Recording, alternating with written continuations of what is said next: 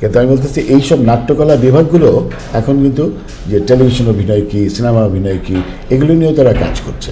তার মানে হচ্ছে একদম বিশ্ববিদ্যালয় পর্যায়েও যদি কেউ কিছু শিখতে চায় সেটার ব্যবস্থা আছে। তারপরে কিছু উদ্যোগ আছে, যেমন অনেক ধরনের ওয়ার্কশপ হয়, শিল্পকলা একাডেমি করে, আমরা নিজেরা করি। তারপরে ধরেন কিছু স্কুল আছে, যেমন আমি নিজে যে একটা স্কুল সাথে জড়িত, Prachyanat school of acting and design. এটা ধরেন গত 25 বছর ধরে এই 6 মাসের কোর্সটা চালিয়ে যাচ্ছে।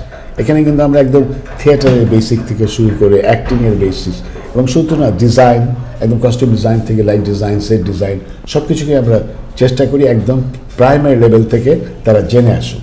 কেন হলে তারা যদি প্রফেশনাল জায়গায় যায় তাদের কাছে সব কিছু ফরেন না মনে হয়, যেন মনে হয় যেন আমি তবে জানি, একটা লেভেল পর্যন্ত জানি।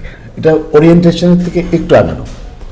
এই তো এখন শিখতে চাইলে অনেকগুলো জায়গা আসলে আছে, কিন্তু এরকম আগ্রহটা কি আছে বা ধৈর্যটা আছে? এটা হচ্ছে একটা বললাম যে অনেকে শুধু ওই প্রসেসের স্কুলটা যেতে চায়, যে আমি আমি আমি পারবো, কাজটা পারবো,